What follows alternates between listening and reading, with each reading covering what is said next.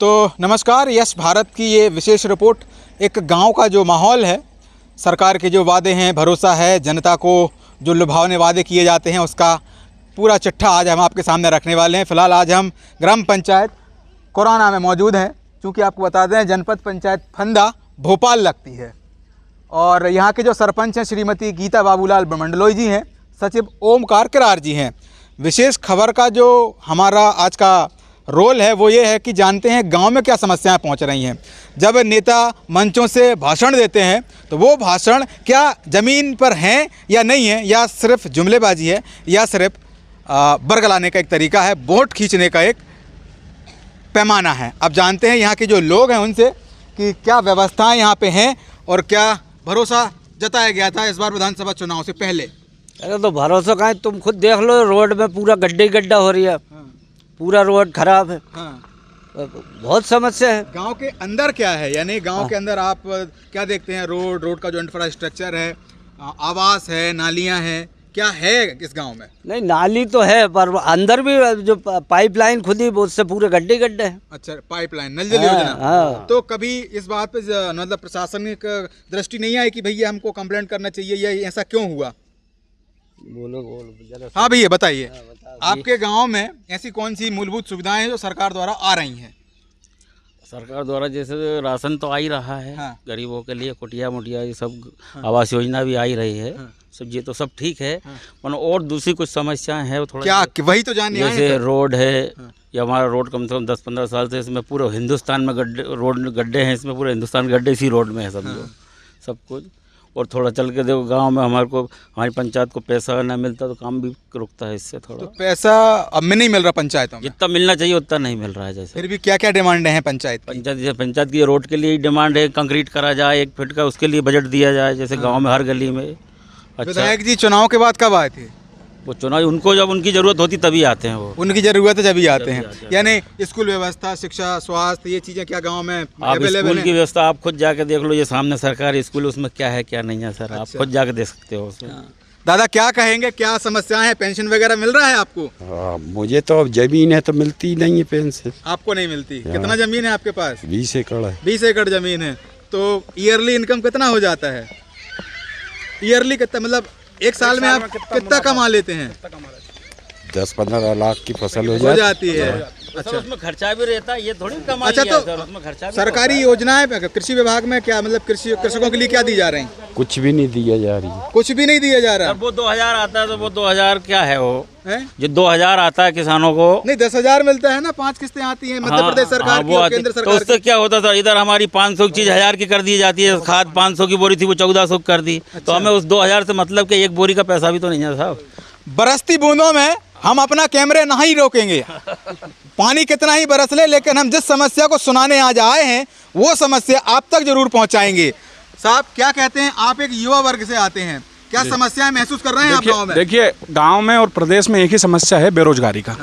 रोजगार है नहीं। आप पूरे मध्य प्रदेश में जहाँ भी पत्थर मारोगे तो सिर्फ वो लाके लगेगा बेरोजगार आदमी को। रोजगार के लिए कोई स्कीम सरकार चला नहीं रही है। रही बात हमारे ग्राम पंचायत कोराना की, तो स्कूल में अभी तक 8वीं तक ही स्कूल है, जबकि राजधानी से इतना नज़दीक होने के स्कूल होने के बाद भी कम से कम 12वीं तक तो स्कूल करा जाए। रोड की हालत ख़राब है, माता बहनों को पेंशन नहीं मिलती समय पे।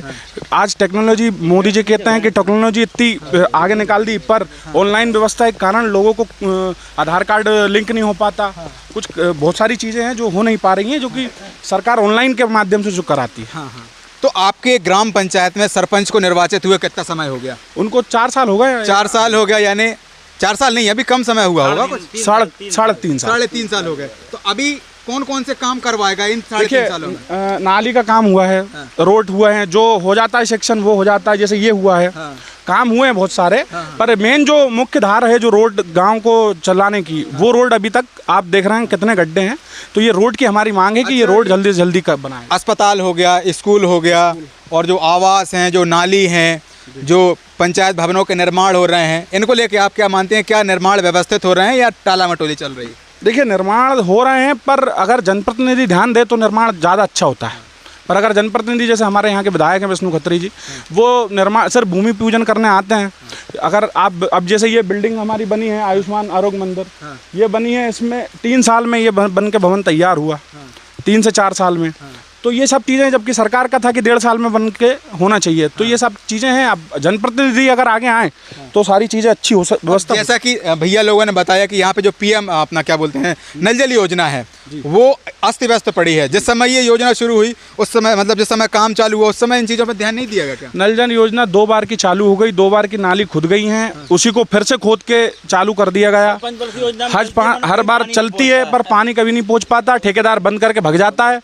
सरपंच साहब से बोलो तो सरपंच साहब बोलते हैं ठेकेदार भग गया, जनप्रतिनिधि किसी से बोलो तो ठेकेदार भग जाता है। रोड खुदी हुई है, गाँव की नालियाँ लोगों ने खुद अपने पैसों से कंक्रीट करा लिया घर के सामने जहाँ ज़्यादा कीचड़ हो रहा था। तो खुद के घर के सामने कंक्रीट करवा दिया, लेकिन गांव वालों के लिए व्यवस्थाएं सरपंच साहब ने, मतलब जो लाइन खुदी थी ठेकेदार भाग जाता है बंद करके सेटअप पूरा। तो अब जैसे मेरे घर के सामने आज नाली खुदी है तो मुझे खुद ही कराना पड़ रहा था। अच्छा, हाँ, तो ठेकेदार भाग गया, काम बंद। फिर नया ठेकेदार आता है, वो फिर कुछ दिन काम करता है, फिर भाग जाता है। इस गांव की आबादी क्या है? इस गांव में हो गए 1500 लोग। 1500 लोग। सरकारी स्कूल में कितने पढ़ते हैं लोग? 2000 वोटर है, आबादी इसकी 2,500-4 हजार है। 2,500-3 हजार की आबादी में बच्चे कितने हैं और सरकारी स्कूलों में कितने बच्चे? अब ये डिटेल तो सर वहाँ से मिलेगी सर आपको। कम से कम 400 बच्चे पढ़ रहे होंगे, क्योंकि एक गांव और है मुबारकपुर, उसके भी बच्चे आते हैं, चंदूखेड़ी से भी आते हैं कुछ बच्चे। ये सिर्फ 8वीं तक है। 60 साल से 8वीं तक चल रहा है।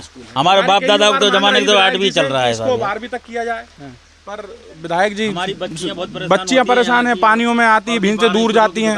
10वीं से ही रुक जाती है। एक रेड बस की हमारी मांग थी कि गांधीनगर से परवलिया तक रेड बस चलाई जाए, वो भी आज तक सिर्फ कागजों में चल रही है, बाकी कभी नहीं आती, जमीन पे नहीं है। जमीन पे नहीं है। तो वाकई जो हालिया पोजीशन है वो यही है।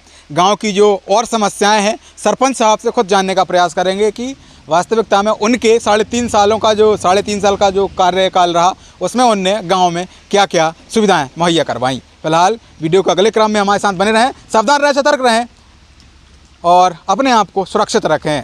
यश भारत की ये विशेष रिपोर्ट भोपाल के कोराना गांव से। नमस्कार, जय हिंद।